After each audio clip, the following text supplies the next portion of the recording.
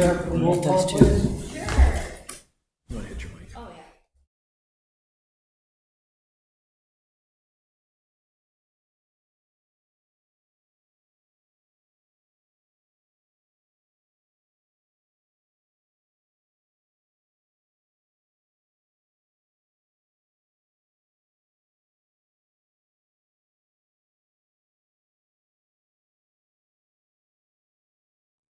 Trustee Roberts for all his time and effort and everything that he has brought to this commission, all the years he's been on here, and he will be sadly missed. And good luck in the future. Well, thank you, Jeff.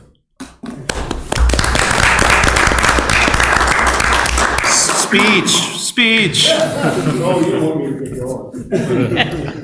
Just remember, you're welcome on that side. Oh, I'm gonna start coming and, Heckling. Heckling, yeah. Thank you. Item 2 is public hearings. We have none. Citizen comments. We have none. No citizens here to comment. Approval of the regular planning commission meeting March 14, 2024. I hope everyone's had a chance to look it over. Are there any questions, comments, corrections as the way it's presented this evening?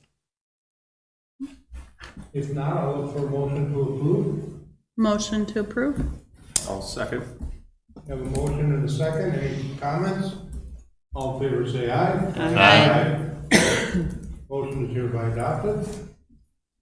Item 5, old business, we have none. New business.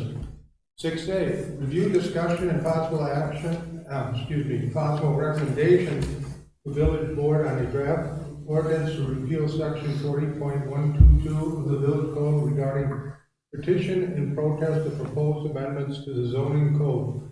This matter is village initiated. I'll first ask, are there any questions by any board member, a commission member, as to what this is about? Does anybody have any questions?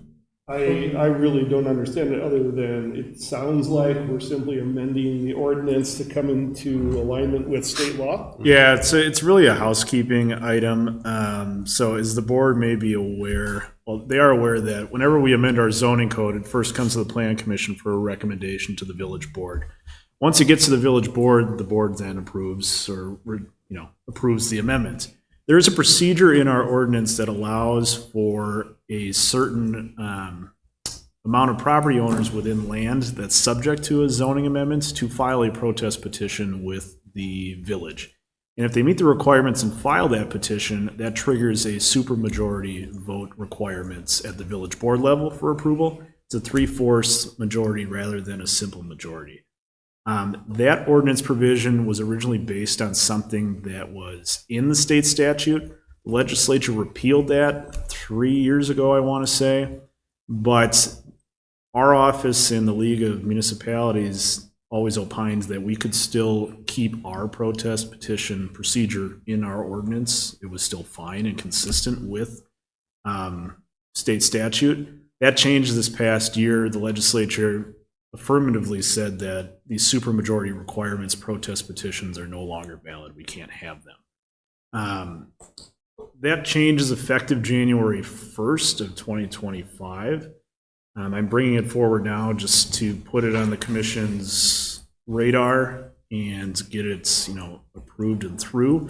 I guess one thing that I didn't address in my letter and that should be part of any motion making or recommendation is the effective date of the ordinance, whether you want it to be effective immediately or track with the change in state law and have it be effective on January 1st, 2025. There's legal justification for both. It's really more of a policy decision if you want it to be in effect immediately or in January. Any other questions or comments? Is there any difference whether it's one way or the other? Not from a legal perspective. And again, this doesn't have any particular zoning change in mind or any property in mind. I mean, this is really just a housekeeping item. I don't foresee any issues, I guess. I don't really recall us really having any protests. The one in the past that came to mind historically was the St. Mary's property. Nobody protested against that. But historically, everybody that's the that only down one I here. can recall for when this procedure actually being used, so it is infrequent. I'm sorry. Oh, I just had a couple of questions. So as the ordinance is drafted, does it have the date for when it should be enacted? So as presented in the packet, it reflects an immediate effective date. If the commission is inclined to a January 1st, 2025 effective date to track with the state law, that should be part of a motion. Okay. I'm just thinking, I mean, it gives the village just a few more months of supermajority requirement. If, I mean, I don't know what would happen developmentally in the next few months. And then do we know just sort of like where this, I guess, support for this bill came from? Was it from like developers, or do we know just sort of like the thought process behind why they wanted to do this? No, I don't have information on that. I know it was, like I said, a two-step process where they got rid of it once, and then the consensus was, well, locals can still do it. And then they went back and said, no, now we're affirmatively going to say you can't do it. I don't know where the support came from. I don't have the legislative history. I just know that it's now going to be inconsistent with what we have on the books. Thank you. That's all I had. Any other questions or comments? Do I have a motion to possibly recommend this to the village board for approval with the change to January 1st? I'll make a motion. Go ahead. I'll make a motion to recommend to the village board for approval for the ordinance to repeal section 40.122 of the village code pertaining to petitions and protest of proposed amendments to the zoning code. I'd say with the caveat that it goes into effect with state law January 1st of 2025. I'll second. We have a motion and a second. Any more discussion? All in favor, say aye. Aye. Opposed? Motion is hereby carried. Item B, review, discussion, and possible recommendation to the village board on a draft ordinance to amend section 40.314 of the code, i.e. permitted uses in the B5 district, adding uses bicycle repair shop, excluding outside storage or display of materials, equipment, supplies, bikes, or bike parts, and bicycle repair shop, including outside storage of materials, equipment, supplies, bikes, or bike parts, provided the planning commission has first approved through site plan approval the plans for location and screening of such storage and permitted uses in the B5 light industrial zoning district. The applicant in this matter is Eleazar Kelly. Mary, I think this is Sure. quite So, interesting. Mr. Kelling, I think, is here tonight, and he has approached the village, asked, if I look at locations in the B5 district where there are, spots available for lease, I'd like to pop into one of them and be able to do bicycle repair as my business. And we really kind of scoured the B5 district and couldn't put our fingers on any one specific listed use that's permitted or listed as a conditional use in the B5 district that spot on matched that use. So we thought it best to, first of all, we thought that seems like an appropriate use to permit in the B5 district. Doesn't strike me as one that would have adverse impacts on, the types of uses we currently have now or contemplated in the future through the code. So the idea was to amend the B5 district to specifically provide for this use. And I've done it in two ways, basically. I've suggested that you would consider recommending an ordinance to the village board that would say bicycle repair, assembly, fabrication, excluding outside storage or display of materials, equipment, supplies, bikes, or bike parts would be a permitted use, okay? So all they would have to do is come to staff level, show us their business plan of operations application form, describe the details of the use, and we could approve it administratively at the staff level.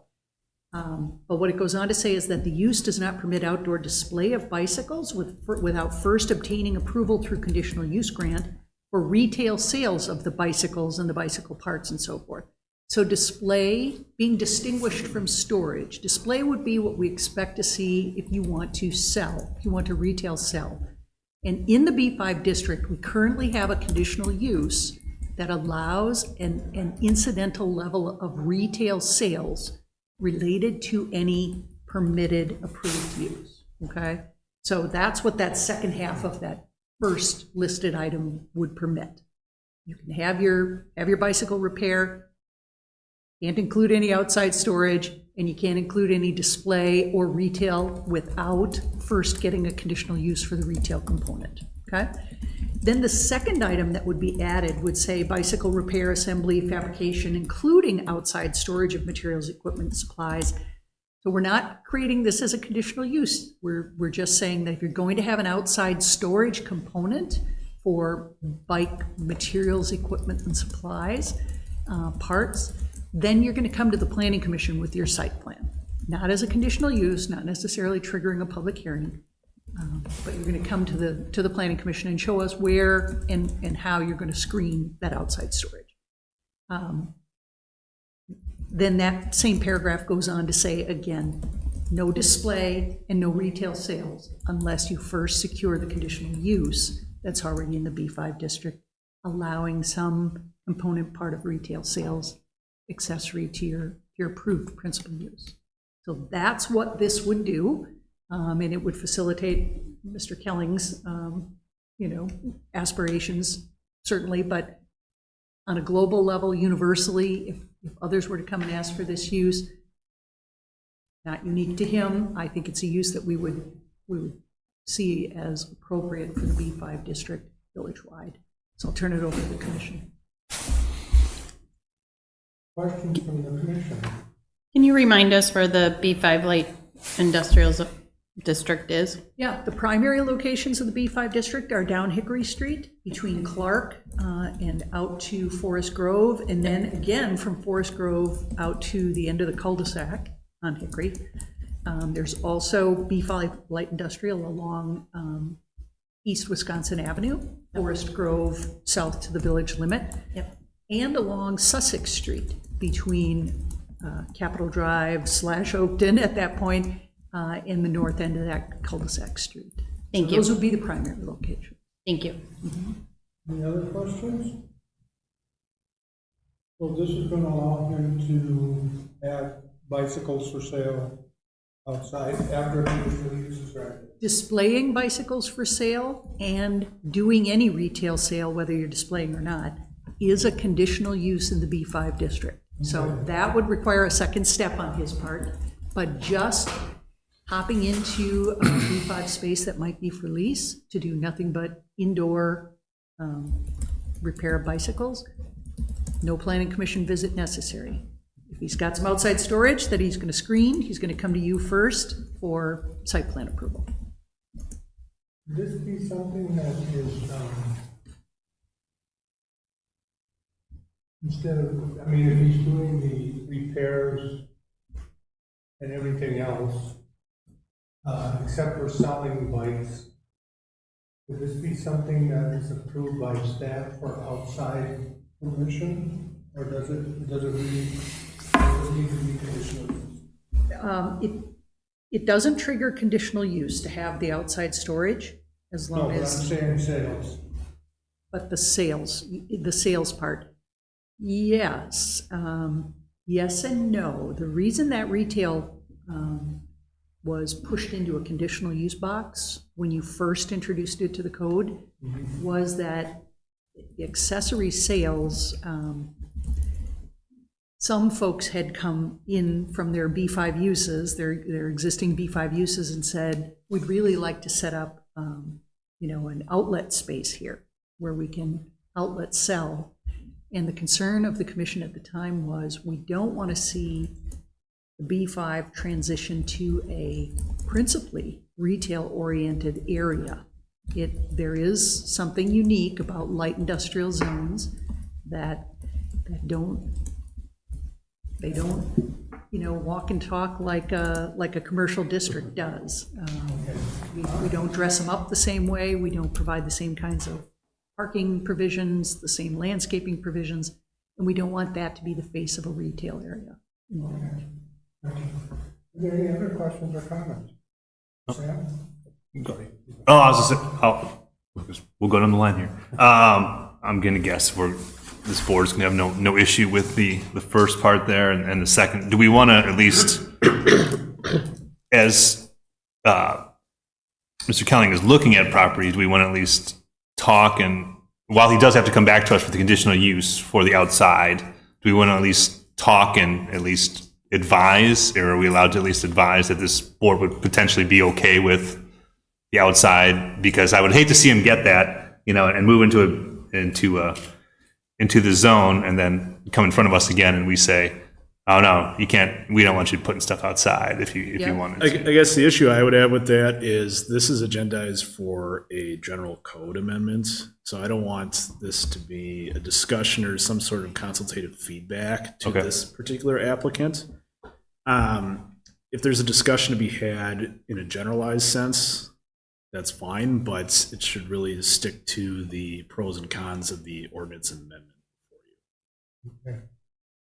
That's, thank you, Matt, for that. But I would say too that on the staff level, so once anyone who's interested in conducting this use in a B5 spot comes to the village staff, we would give them guidance. We would look at that site with them, and we would look at the building, and we would look at the available space for them to do some outside storage and how they might enclose it. And we would give them some pretty good guidance about whether it appears that they could pull together a plan that we believe the Planning Commission may look favorably on. We give that kind of guidance from the staff level.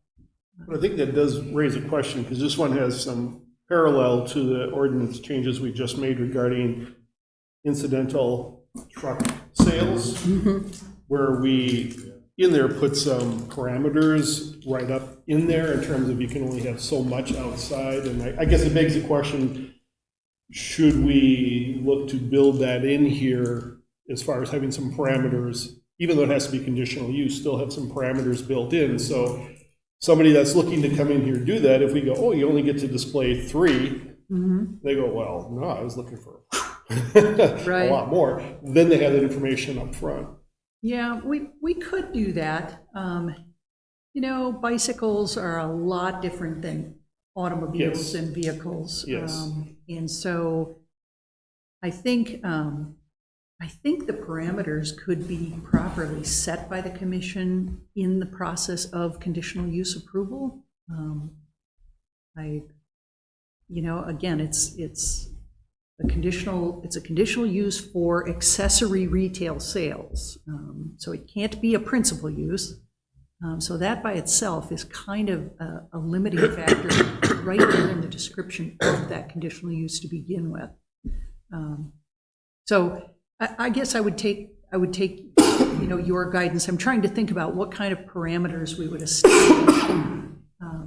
It might be similar to the kind of things we put in for contractors' yards when we put that conditional use into the B5, and we described, the type of screening that you would have to have, the locations where you can place your bins and this kind of thing.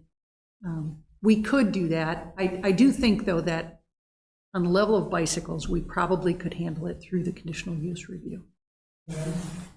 Yeah, it's a question for the village planner. So obviously with the B5 district, there's different requirements for maybe like parking spaces or something else that we would have as opposed to like a commercial unit. But I'm just wondering if we, move forward with this recommendation, if the village board approves it, was there any thought that went into, I'm just thinking as it is downtown, right? Sometimes bicycle shops can become sort of a destination, especially for people to go on bike. I'm just thinking light industrial and then people riding bikes potentially to the spot or from. Is there any concern with bicycle traffic and maybe having heavier trucks or equipment in a similar district? I thought about that same thing, people congregating, because that is kind of the nature of bicycling It's a culture, in certain subculture. circumstances. Yeah. I couldn't conclude that is absolutely likely to happen. no more than I could conclude that Streetworks is likely to have hot rodders, hanging around, trolling fancy cars up and down Hickory, that kind of thing. We can't contemplate that for sure, but it would be outside of the parameters of the permitted use as written in the code. And so if something else is happening there that goes above and beyond this described permission or permitted use, then I think the village would have some enforcement traction to go to them and say, listen, if this is a part of your business plan, it really doesn't comport with what we list in the B5 as permitted uses. I was just thinking, I didn't want to also prohibit his business. When I worked for the Village of Sussex, like, I know every once in a while, we'd have businesses that would do like 2 or 3 events a year that might, go against what's normally allowed in a district, and they get like a special event permit or something like that. It's like a one-day event, like we're gonna have a rally or a race or some sort of, whatever. Is that something that anyone could potentially do? Is that still on the table? It is. Right. We have that in the zoning code as a temporary use. And there are certain criteria of temporary uses that if you're likely to do this, if you're likely to do this, this, or this, it triggers conditional use review. But for the most part, the temporary uses can be approved administratively. Thank you. 1, 2, or I believe it's up to 3 days. Okay. Thank you. Any other questions or comments? I have a motion. A recommendation to the village board. I'll make a motion to approve this for recommendation to the village board as presented by the planner. Second? We have a motion and a second. Any more discussion? All in favor, say aye. Aye. Opposed? Motion is hereby carried. Review, discussion, and feedback to village staff regarding the regulations, guidelines, and approval process pertaining to freestanding ground signs in the B2 downtown business district. This matter is village initiated, so we'll leave it to the village initiator. Oh, okay. I didn't initiate the item, but I'm happy to report on it. You can go ahead, Mary. That's who I thought he was referring to. I apologize. So this really was just a request to open up the B2 district sign regulations and present them to the commission. Not necessarily with any recommendations of any sort at this point, but to share with you what kind of guidelines and what kind of strict spatial and size limitations apply to signs in the downtown district. So I thought one of the first things we would look at is just really what is the downtown district. And it's what you see in this kind of pinkish salmon color. This is all of the B2 downtown district. A little bit of this out here by Sussex and Simmons. Quick Trip. This is Quick Trip. This is the area coming along Oakton and Capitol. But this, I think, is principally the area we're concerned with as far as downtown signs go.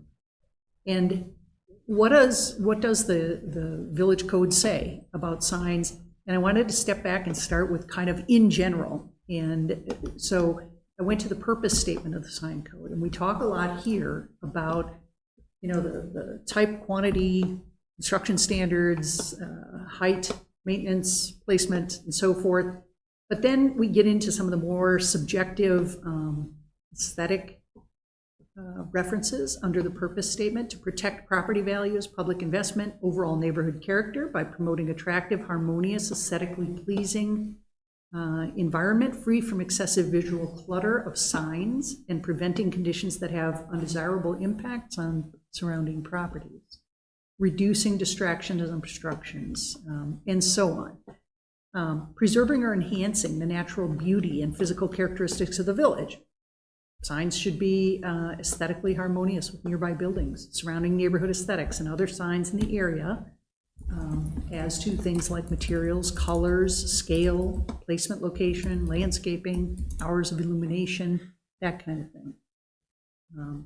So I always think the purpose statement of any section of the code is a good guide, sets the tone for what we're trying to accomplish. And then we get down into the nuts and bolts of specifically, what are we going to permit, size, location, quantity, wise. And these are the more strict, these are the firm, objective requirements of the B2 downtown district when it comes to signs. You can have not more than one freestanding ground-mounted signs, and that was specifically the area of interest that was given to me to present to you. So we're talking about signs that are not attached to the buildings, they're not on the walls, they're not on the awnings, they are the freestanding, either pole-mounted or monument-type signs. You can have one per street frontage, basically. If you're on a corner lot, you can have one facing each street. The size of that sign can't exceed 40 square feet in the B2 district. The area of the sign itself. When we talk about area of the sign, as long as the faces of the sign are back to back, we just consider it one 40 square foot sign. If it fans out to a point where the signs are more than 2 feet apart, that becomes an 80 square foot sign. Okay, so that's how we measure that. We don't calculate into the measurement the framework of the sign, the mounting, the monument that it's on. It does, however, impact the overall height. So the area can't exceed 40 square feet on any one of these signs. It can't be located closer than 10 feet to any property line or driveway. It can't be closer than 50 feet to another sign as the crow flies. So if your neighbor's got a sign, it's 10 feet off the lot line, and you want to put one 10 feet off your lot line, you really have to be 50 feet apart. So if you can't achieve that, then you come to the planning commission and you talk about getting a waiver. Okay? Height of a ground sign in the downtown district can't exceed 10 feet. In fact, that's that height limit flows through to many of the other commercial districts in the village as well. So those are our strict size and quantity limits.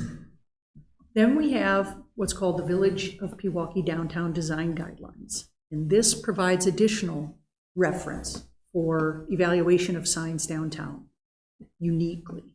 And what this goes on to say is that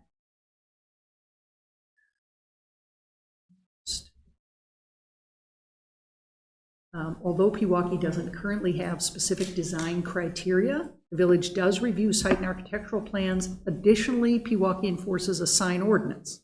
The following guidelines are intended to supplement these existing standards. The new guidelines offered in this report, this downtown design guideline, which is pretty dated at this point. We've had these in place for decades, I believe. But they're good. They do go a long way toward giving us guidance in the downtown on a lot of things.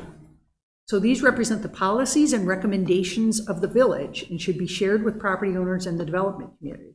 The village will have an opportunity to formalize the enforcement of these recommendations through adoption of the new zoning standards and regulations. So I'm pointing that out because what that says to me is that these are policies and guidelines that if you want to formally impose any of the guidelines that you see here, then you have to find a way to do it within the specific structure of the sign code and identify explicit regulations that may have to do with materials, may have to do with manner of lighting, may have to do with, any number, it could have to do with color. If you wanted to put that into your B2 district, you could, as long as it's applied uniformly.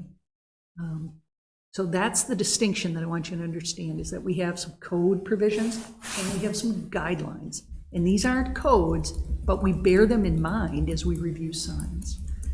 And then we have the design principles for signs in the downtown area. Specifically, there are the general principles for the downtown that I think are helpful, right? Improve the visual and physical access to the river, design walkable streets, promote pedestrian interconnectivity, coordinate streetscape with private improvements, and improve the aesthetic qualities of gateways into the downtown. So I think that fifth general design principle speaks at least in part to signs. We want to maintain a decent aesthetic quality in the gateway to downtown. But then it goes on specifically to talk about signage in the downtown design guidelines. Here is what we say about signage. That it should fit and enhance the character of a building and the overall downtown area.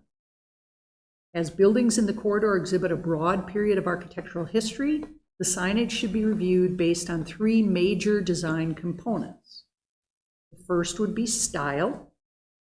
And with respect to style, we say that style consists of the type, color, material, font, and background of the sign itself.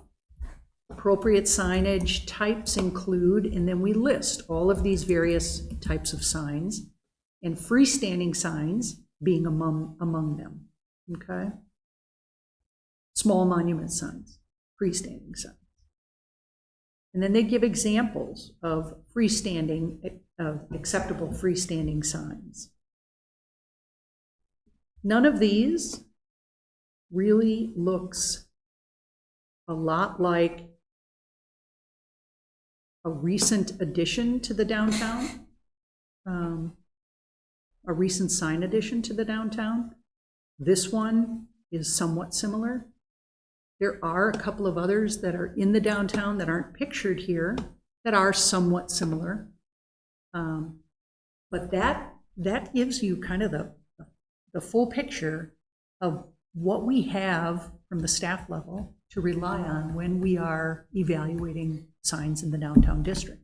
We have the strict codes that we can rely on and force upon the sign code or the sign permit applicants. If they can't live within those, then it would trigger a planning commission review and consideration of a waiver for approval or denial. But at the staff level, if they come and they meet the strict code guidelines, we approve them. We really don't have the flexibility not to. So I can tell you that we have had signs, and there's one in particular that I think is probably of interest to people. But we went through many stages of review, and we did pick these principles out of the downtown design guidelines and had to feed those back to the applicant. And they changed their plan from what came as a very stark, short pole, big backlit sign to a sign that does have, as a part of its approval, it's not all there yet, but as a part of its approval, they ultimately did include a brick monument base that will go around it, so you won't see the pole or the electrical or anything else there. And they also provided a landscaping plan to be planted around that brick base. So they took steps. They not only met the code requirements as to the height of the sign, the square footage of the sign, the setbacks of the sign from the lot lines and the driveway. They also took guidance from the staff as to the downtown design guidelines and incorporated this brick monument base, for instance, for aesthetic reasons. And they incorporated the landscaping plan for aesthetic reasons. So I think that's really kind of the entirety of what I can tell you about freestanding signs in the B2 district. And, you know, I'm here to listen to what the commission would like to. Yeah, let me provide a little more of a backstory on this as to why I asked for this to be brought up.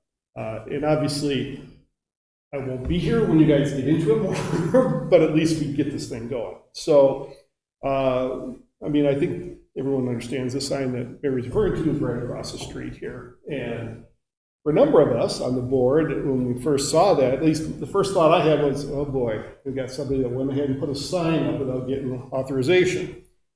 So, inquiring about it, found out that nope, went through the process, as Murray indicated, met the code, so the applicant did nothing wrong, staff did nothing wrong, it's within the code. But for a number of the people on the board, we're like, that just doesn't fit. It's just, I mean, you go, and of course, Oakton is like Main and a few of the other side streets. they're going through this natural transition of going from homes to businesses. And that's going to progress. And just because there's a lot of discussion within the community, there's a lot of discussion on the board about being more proactive in the redevelopment of the downtown area, that could end up accelerating that process. Now, you go down Oakton here, and most of the signs that have occurred are kind of, I'll call them artsy, for lack of better words, but like the wood signs that are a little more artistically done, maybe they'll have a light on it or something, but that's what's been going. So for this one to show up as being just huge and lit, and it seems out of place. And so I said, we probably should review this specific to the B2, because, and I think if that sign were out on Capitol, you wouldn't even notice it. But because it's here, because everything's so close to the street, and everything's so compact, and anywhere in the old downtown area, it's compact. And again, it was at the encouragement of a couple of board members too, is saying, I think we need to review it. Now, any change that would be made, obviously it's grandfathered in, nothing can be done. I think the concern more from the board perspective is that we don't want this, all of a sudden, one of the other businesses going, you mean I can have that?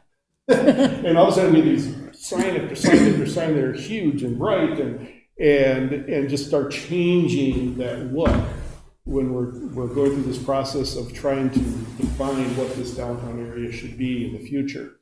So again, yes, it's good to have this review and understand that, but I think the challenge of the Plan Commission going forward is to be really asking the question of, okay, when you go from literally quick trip down Oakton, when you go down Maine, when you go down Wisconsin, when you go along the lakefront, if we're trying to create a certain aesthetic in terms of what these buildings should look like, as far as how the signage should be, it looks different than anywhere else. Shouldn't the signage go along with that? So that's really the challenge, I think. And I did ask the question saying, is within our code, can we really specify differences within zones to do that? Because this is different. This is different than the rest of the village. And again, now maybe some people are sitting there going, I see nothing wrong with that sign. What wrong with that thing? I don't know. Maybe that's the feel. But I think the feeling that most of us see is like, oh, that just seems out of place there. So anyway, that's the background of the story. And like I said, I think the challenge of the Plan Commission is you can really do two things. You can say, nope, completely happy with the way it is right now, let her go. Or it could be, say, let's figure out what this looks like and let Mary figure out how to word it right and make sure legally we're doing it right and everything. But I think, if there's an interest, like several of us, to see there be a much more, a change in direction for this downtown area, it's up to the Plan Commission, I think, to at least have that discussion and provide guidance to staff as to what that should be. So that's the background. Question for Trustee Roberts. Is it the maroon? It's the red one, it's the State Farm sign. Okay, because when I pulled up tonight and parked in front, I went, oh, that's new. Mm-hmm. No, I can definitely see your thoughts on that. I mean, one of the things that really appealed to my family when we moved here, when we drove, up Oakton and along the beach, was like, oh, it feels like, sort of felt like Sister Bay or like somewhere in Door County, right? You've got the waterfront and you've got the nice little businesses and sort of the signs are all unique and different, but sometimes, having something much larger does sort of stick out. So I thank you for bringing this up, for looking at it in review. Thank you. If we're so inclined to talk about it further, and I would think that a simple start would be just removing backlit from the approved, backlit signs from the approved process. Or, that would force people to go to the more artsy signs, and that would be frontlit, Term for that thing. Yeah. Backlit or channel letter signs, remove those from acceptable in the B2 I think that would almost force everyone's hand to quickly, to move to more of a different style sign. Would you think, Mary, that, I completely agree with that. yeah, I think that would be a very suitable first step, yeah. stick into the B2 district uniquely, not in other districts, not in other business districts. Something about the materials of the sign having to relate or emulate the materials and style of the building is another one. And there's lots of them. There are a lot of things. Do we have someone else's we could look at? I mean, you still work with Cedarburg? Didn't you work with? In where? Cedarburg, weren't you? My husband does. Your husband, okay. Yeah, is there anyone else's downtown that we can look at to see? Sure. Theirs has a real historic, they're in a historic district, so it's Right. a state-approved kind of Oh. a very limited plan package. But there are many codes that I have seen that go the distance on really, picking out the important types of regulations, putting them in their code, and getting a good result. Yeah. Accountability. Okay, I have a couple of questions. I know I'm new. So I think what we're talking about kind of is the digital display sign instead of backlit. So do we have a digital display code somewhere about whether they're allowed and if their Yeah. message can change? So is that somewhere else in the code? Any changing copy message in the village requires a conditional use permit approval. Okay, That's an automatic trigger right there. okay. And then my next question is, we're talking about permanent signs. When I first read this, I thought you were talking about temporary signs. So I don't know if that word needs to be put in here somewhere, because I thought you were talking about like sandwich boards and large flags that say open and, Okay. so that's what I was thinking you were talking about is like, a temporary Yeah. come on in. And I did as well until Right, I got so- to the photos. Correct. Once, so I would just say maybe permanent needs to be added. I assume you have a Okay. temporary sign ordinance This also? particular section of the code, this 70.115, is under the heading of permitted permanent signs. Okay. That's what we're working on. And then the last thing I have is the 50 feet. So, I mean, some of these houses, as we just talked about, are so close, they probably don't even have, 30, 40 feet of frontage, so it would be impossible to put two next to each other, which I'm not sure is fair to the, if I have a business next to State Farm, it's not really fair that I can't put a nice sign in because my lot is, so maybe there could be something about, I don't know, a variance could be given if your property is only 30 feet wide, or there's some really narrow properties here. So it was put into the code at the time we updated this sign code more as the intention was with respect to reducing visual distraction, clutter, that kind of thing from signs. I think that 50 feet was a challenge number, to be honest. Any part of the sign code is eligible for potential waiver by the planning commission. Doesn't trigger a public hearing, but it does trigger an appearance before the commission. And I think we would probably all agree that not being able to put a sign at all would be a plausible basis for Okay. granting a waiver. Okay, those were my questions. Yeah, good questions. Anyone else? I'm trying to think of Oakton here. Are there any of these former houses that are now businesses that have driveways? I'm just thinking, are there any like line of sight concerns or issues? Like if you got like a driveway and you're backing out and there's a sign that's blocking, is any of that covered in our code? Or So the is that- 10-foot setback applies to all of the lot lines and to driveways. Okay, So we ensure that there's at least that 10-foot clear space where you stop, you're still behind the sidewalk, you've got that 10-foot clear space on your lot, plus you've got the right-of-way clear space where the sidewalk is. So I think we're in good shape. okay, thank you. Anyone else have any questions? So is our purpose here just obviously we're just reviewing this right now, right? Are we? Well, I think going forward, what the commission needs to determine is, is there a common interest to change it? And if there is, then I think the burden on the commission is to start coming up with, I mean, by looking at the current code, by saying is, yeah, these are some of the things we need to change, like what you mentioned, Yep. is remove the backlit, or reduce the square footage, or, you know, that it has to be, you know, and I don't know how specific we can get on it, but if you look at a lot of what's there, and they all look nice, you know, they're more of a post and wood, and, you know, painted signs. I think the commission just needs to provide more direction so that Mary can then look at it and say, okay, here are some suggested changes to the ordinance that we can recommend to the village board, you know. But rather than just say, change something, and never go, what? That, you know, the commission look at that. And again, I think what you'll find with the board is that they're going to be very much interested in seeing that for this downtown area. There's a lot of focus on the B2. There's a lot of focus on this downtown area going forward. And again, this is another one of those things where let's get in front of it rather than fighting it on the back end and trying to justify why, you know, something Right. shouldn't be allowed. You know, you're always better to have it changed in advance.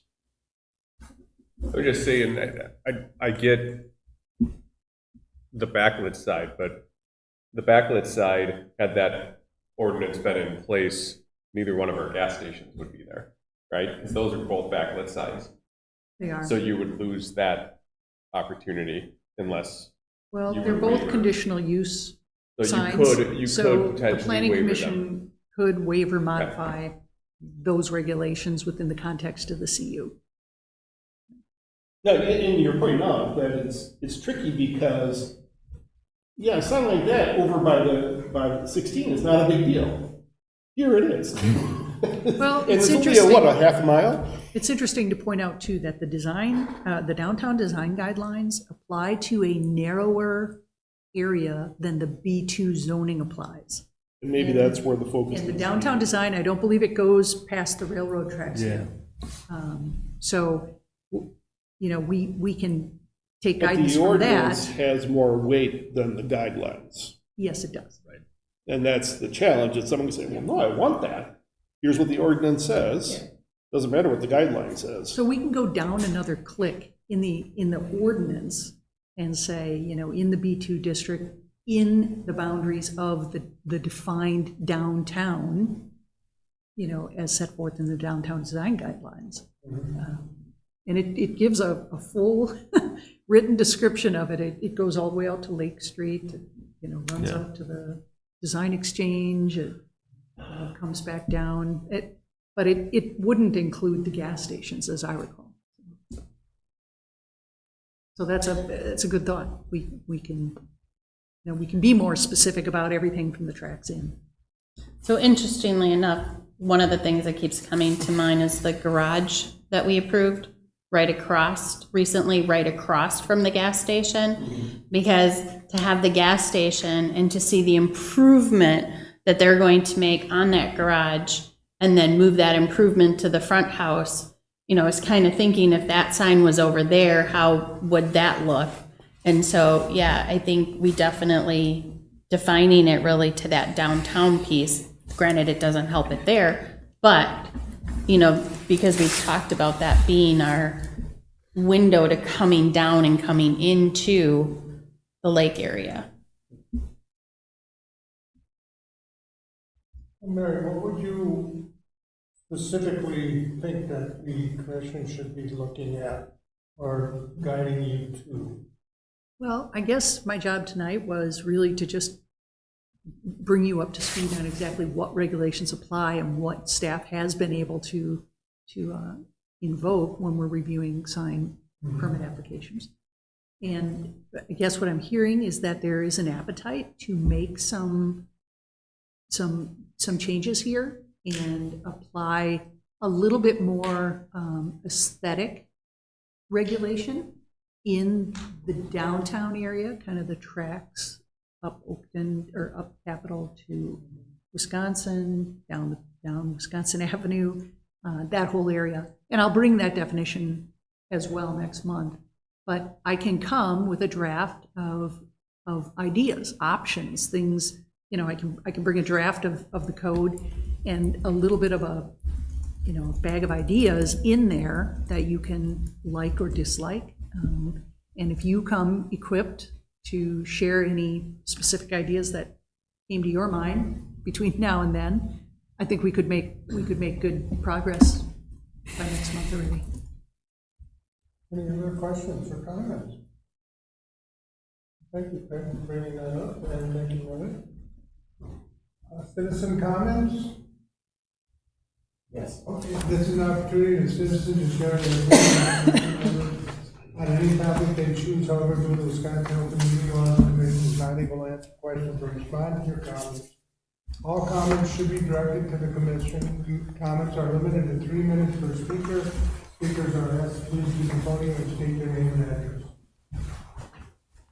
My name is Elazar Kelly, address 571 East Wisconsin Avenue, apartment number 6. I just want to say thank you. From an outside perspective and being in an engineer brain, there was some comments made by Commissioner Liebert, Commissioner Grabowski, that are useful, and I will definitely be considering them. The Velo City Bike Shop closed last Saturday officially, and that process is winding down. It's unfortunate that Scott Hoggett's vision for community building, a place for people to get together, provide that type of volunteer stuff for organizations that come in, like nonprofits and things like that. So it's unfortunate that that's closing. I am bringing the repair side over, not the store. We're not interested in doing the store at this time. We're not interested in doing group rides. I'm not interested in opening up the handlebars somewhere else. We are simply trying to find something for a repair shop for the thousands of bikes that have been purchased and the community that's there, and provide the jobs for the people that are working in there now. But as an outsider, this process has been a huge learning curve.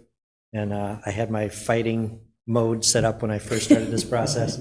But I'm super happy with the way it's handled, and I like the way that it's going, and I'm a learning as a current.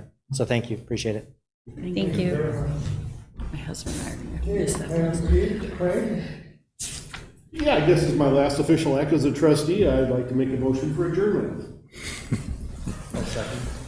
We have a motion and a second. I think we should discuss this quite a bit. Yeah, I was gonna say, no one should have second, we should have punked it by no one seconding that one. All right, yeah. That's weird. Write it out as long as you want to. We could still say nay, we can still vote nay. All in favor, say aye. Aye. Opposed? We are hereby adjourned. Thank you, everyone. So do we know what could go in that? Do you have any idea?